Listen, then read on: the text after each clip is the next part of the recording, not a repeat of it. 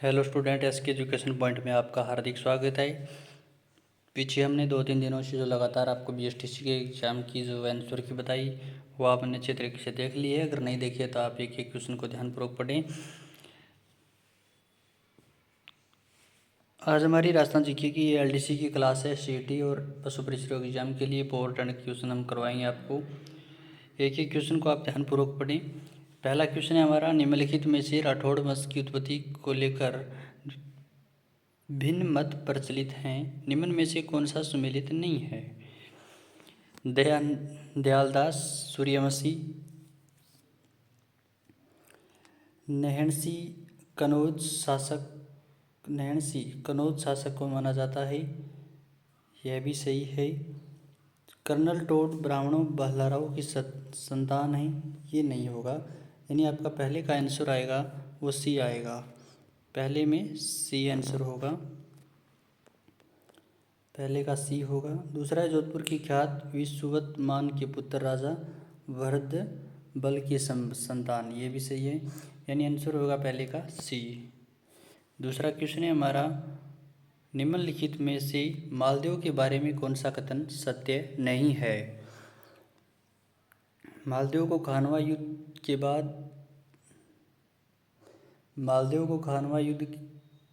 के युद्ध में राणा सांगा की ओर से भाग लिया गया था। मालदेव ने खानवा युद्ध, सही है। खानवा युद्ध के समय मारवाड़ का शासक राव गांगा था, यह भी सही है। 1532 में बहादुर शाह के मेवाड़ पर आक्रमण के दौरान राणा विक्रमादित्य की सहायता की, यह भी सही है। और अगला बिंदु है हमारा, 1536 ईस्वी में मालदेव ने जैसलमेर के राव राय की पुत्री उमादे से विवाह किया, जो इतिहास में रूठी रानी के नाम से जानी जाती है, यह सही नहीं है। आंसर होगा वो आपका डी होगा। अब से यही पूछा गया कौन सा कथन सत्य नहीं है। वीडियो को आप अपने दोस्तों के साथ शेयर करें और चैनल को सब्सक्राइब करें। अगला क्वेश्चन है आज हमारा, अगर आपने पीछे आरटीसी की एग्ज़ाम की हमने बहुत सारी क्लासें अपलोड कर रखी हैं राजस्थान जी की, हिंदी की, और अगर आपने अभी तक नहीं देखी हैं तो आप एक एक क्वेश्चन को ध्यानपूर्वक पढ़ें। और बहुत इंपॉर्टेंट क्वेश्चन है। बीएसटीसी एग्ज़ाम पीटीटी के लिए जो हमने क्वेश्चन करवाए थे वो क्वेश्चन पेपरों में या बहुत सारे क्वेश्चन जो देखने को मिले थे। आज का हमारा अगला क्वेश्चन है, 1544 में गिरिसुमेल युद्ध में मालदेव के विरुद्ध शेरशाह से गठजोड़ करने वाले राजपूत नेता कौन थे? 1544 में गिरिसुमेल का युद्ध हुआ था। मालदेव के विरुद्ध शेरशाह सूरी के गठजोड़ करने वाले राजपूत शासक थे, वो कौन थे ये आपको बताना है। कौन थे? बिरमदेव व राव जयसी थे। आंसर आपका सी सही होगा। अगला क्वेश्चन है हमारा, मारवाड़ का प्रसिद्ध उत्सव घुड़ला उत्सव किस विजय के उपलक्ष्य में माना जाता है? राव जोधा के। आंसर आपका डी सही होगा 4 नंबर क्वेश्चन का। अगला क्वेश्चन है हमारा,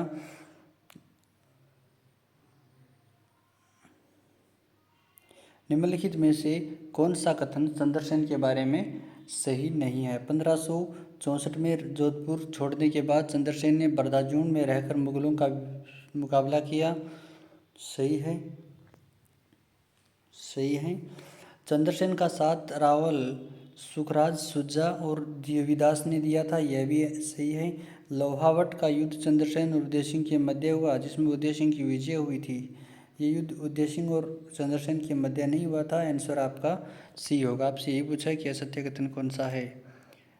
अगला क्वेश्चन है, मारवाड़ के किस शासक को अकबर ने स्वाई राजा की उपाधि से सम्मानित किया था? मारवाड़ के कौन से राजा को अकबर ने स्वाई राजा की उपाधि दी थी? राव सूर सिंह को दी थी। आंसर आपका बी सही होगा।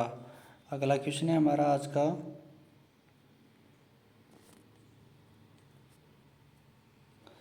जोधपुर महाराजा जसवंत सिंह प्रथम के बारे में कौन सा कथन सत्य नहीं है? बताना है आपको कौन सा कथन सत्य नहीं है। जसवंत सिंह का जन्म 1626 में बुरहानपुर में हुआ था, सही है। मुगलों की उत्तराधिकारी युद्ध 1657 से 58 में औरंगजेब के विरुद्ध धर्मत के युद्ध में दारा का साथ दिया था, यह भी सही है। 18 नवंबर 1678 को काबुल में मृत्यु हो गई थी, ये सही नहीं है भाई। आंसर आपका होगा वो सी होगा। आपसे ही पूछा गया है कि असत्य कथन बताना है।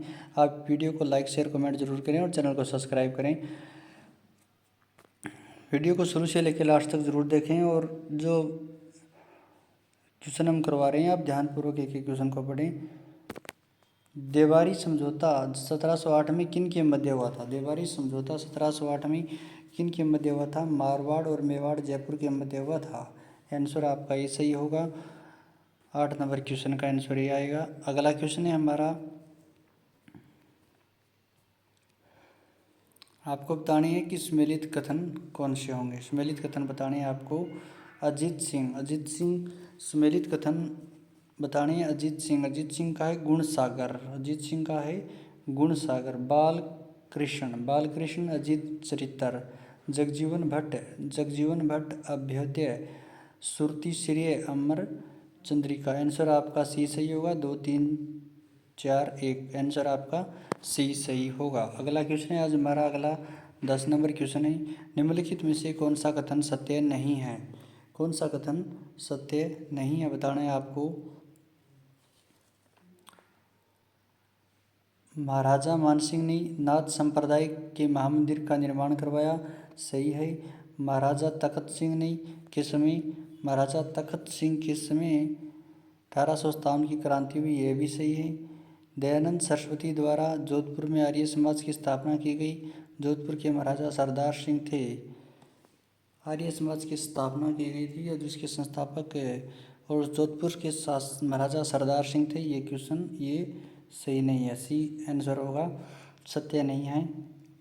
अगला क्वेश्चन है हमारा, भारत की स्वतंत्रता के समय जोधपुर राज्य का शासक कौन था? भारत की स्वतंत्रता के समय जोधपुर राज्य का शासक कौन था? हनुमत सिंह था। कौन सा? महाराजा हनुमत सिंह था। आंसर आपका बी सही होगा। अगला क्वेश्चन है हमारा, निम्नलिखित में से कथनों पर विचार करते हुए सत्य कथन का चयन करना है आपको। सत्य कथन का चयन करना है। राव गंगा की रानी उत्तम देवी ने जोधपुर में पदसहर तालाब का निर्माण करवाया। सही नहीं है, ये भी सही नहीं है। राव गंगा की एक अन्य रानी नानक देवी ने जोधपुर में अंचलेश्वर महादेव मंदिर का निर्माण करवाया। यह भी सही नहीं है। कथन ए और बी दोनों सत्य हैं। आपको बताने हैं कि कौन से सत्य हैं। राव गंगा की रानी और उत्तम देव जोधपुर में पदमसर तालाब बनवाया, यानी इसका आंसर होगा वो सी होगा, यानी दोनों सही हैं। दोनों सही हैं, आंसर सी होगा।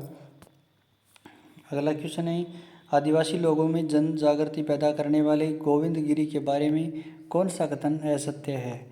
गोविंद गिरी के बारे में कौन सा कथन असत्य है?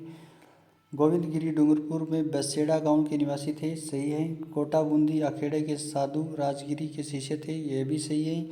इसका जन्म बंजारा परिवार में हुआ। यह भी सही है। गुरु गोविंद गिरी ने एक ही आंदोलन तो गुरु गोविंद गिरी ने नहीं चलाया था भाई, भगत आंदोलन चलाया था। एक ही आंदोलन के मोतीलाल तेजावत थे।